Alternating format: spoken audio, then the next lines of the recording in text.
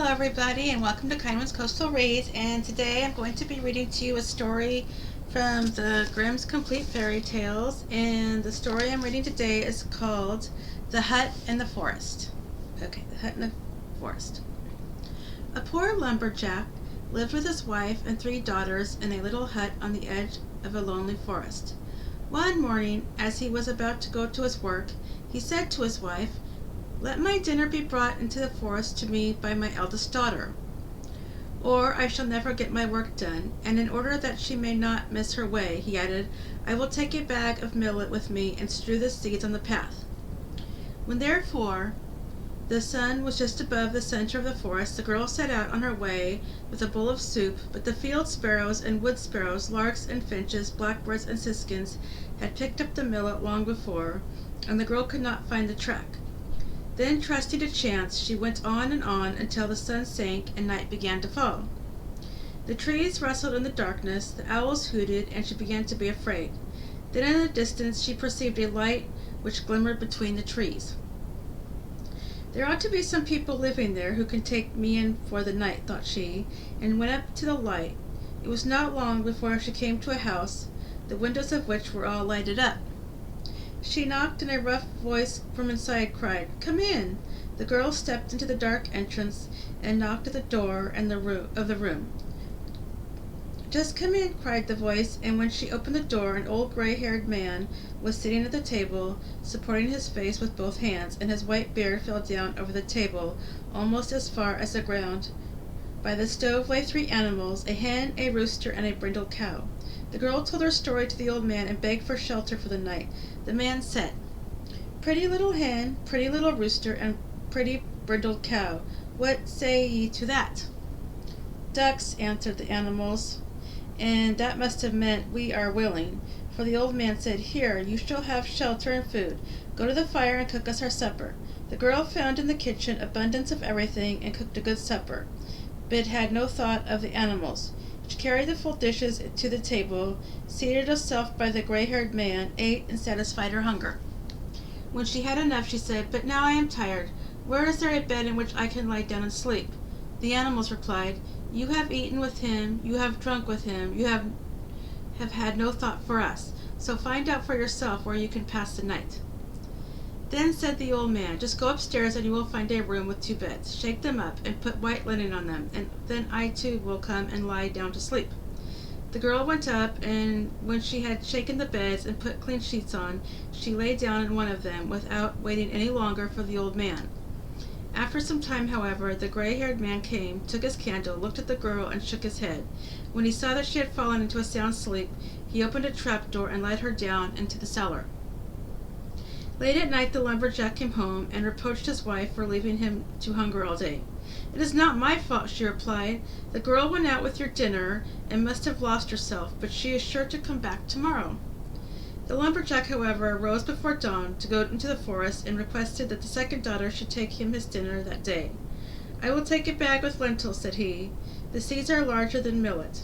The girl will see them better, and can't lose her way." At dinner time, therefore, the girl took out the food, but the lentils had disappeared. The birds of the forest had picked them up as they had done the day before, and had left none. The girl wandered about in the forest until night, and then she too reached the house of the old man, who was told to go in and beg for food and bed. The man with the white beard again asked the animals, "Pretty little hen, pretty little rooster, and pretty brindled cow, what say ye to that?" The animals answered again, "Ducks," and everything happened just as it had happened the day before. The girl cooked a good meal, ate and drank with the old man, and did not concern herself about the animals, and when she inquired about her bed, they answered him, "You have eaten with him, you have drunk with him, you have had no thought for us." When she was asleep, the old man came, looked at her, shook his head, and led her down into the cellar. On the 3rd morning the lumberjack said to his wife, "Send our youngest child out with my dinner today. She has always been good and obedient, and will stay in the right path, and not run about after every wild bumblebee as her sisters did." The mother did not want to do it, and said, "Am I to lose my dearest child as well?" "Have no fear," he replied. "The girl will not go astray. She is too prudent and sensible. Besides, I will take some peas with me and strew them about. They are still larger than lentils and will show her the way." But when the girl went out with her basket on her arm, the wood pigeons had already got all the peas in their crops, and she did not know which way she was to turn. She was full of sorrow and never ceased to think how hungry her father would be, and how her good mother would grieve if she did not go home. At length, when it grew dark, she saw the light and came to the house in the forest. She begged quite prettily to be allowed to spend the night there, and the man with the white beard once more asked his animals, "Pretty little hen, pretty little rooster, and beautiful brindle cow, what say ye to that?" "Ducks," said they. Then the girl went to the stove where the animals were lying, and petted the rooster and hen, and stroked their smooth feathers with her hand, and caressed the brindle cow between her horns. And when, in obedience to the old man's orders, she had made ready some good soup, and the bowl was placed upon the table, she said, "Am I to eat as much as I want, and the good animals to have nothing? Outside is food in plenty. I will look after them first." So she went and brought some barley, and stewed it for the rooster and hen, and a whole armful of sweet-smelling hay for the cow. "I hope you will like it, dear animals," said she, "and you shall have a refreshing draught in case you are thirsty." Then she fetched in a bucketful of water, and the rooster and hen jumped onto the edge of it and dipped their beaks in, and then held up their heads as the birds do when they drink. And the brindle cow also took a hearty draught.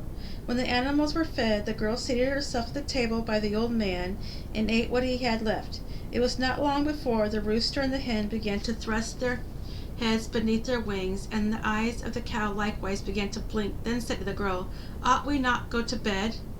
Pretty little hen, pretty little rooster, and pretty brindle cow, what say ye to that?" The animals answered, "Ducks." "You have eaten with us, you have drunk with us, you have had kind thought for all of us. We wish you good night." Then the maiden went upstairs, shook the feather beds, and laid clean sheets on them. And when she had done it, the old man came and lay down on one of the beds, and his white beard reached down to his feet. The girl lay down on the other, and said her prayers, and fell asleep. She slept quietly till midnight, and then there was such a noise in the house that she awoke. There was a sound of cracking and splitting in every corner, and the door sprang open and beat against the walls. The beams groaned as if they were being torn out of their joints. It seemed as if the staircase were falling down, and at length there was a crash as if the entire roof had fallen in. As, however, all grew quiet once more, and the girl was not hurt.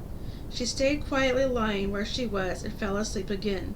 But when she woke up in the morning with the brilliancy of the sunshine, what did her eyes behold? She was lying in a vast hall, and everything around her shone with royal splendor.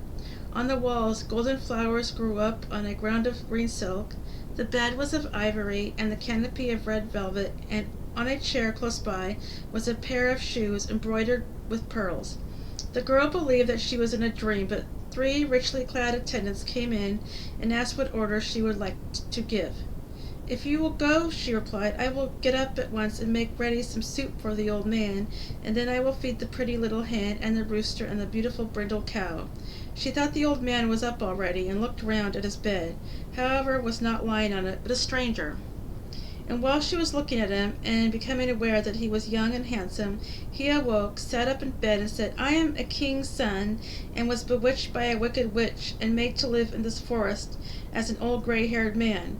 No one was allowed to be with me but my 3 attendants in the form of a rooster, a hen, and a brindle cow. The spell was not to be broken until a girl came to us whose heart was so good that she showed herself full of love, not only towards mankind but towards animals, and that you have done, and by you at midnight we were set free, and the old hut in the forest was changed back again into my royal palace." And when they had arisen, the king's son ordered the 3 attendants to set out and fetch the father and mother of the girl to the marriage feast. "But where are my 2 sisters?" inquired the maiden. "I have locked them in the cellar, and tomorrow they shall be led into the forest, and shall live as servants to a charcoal burner until they have grown kinder, and do not leave poor animals to suffer hunger." The end. And that is the story of the hut in the forest. And I hope you enjoyed that story. And if you liked this video, you can click the like and subscribe button. And I will try to be back tomorrow with another fairy tale for you all. And thanks for watching. Have a great night. Bye.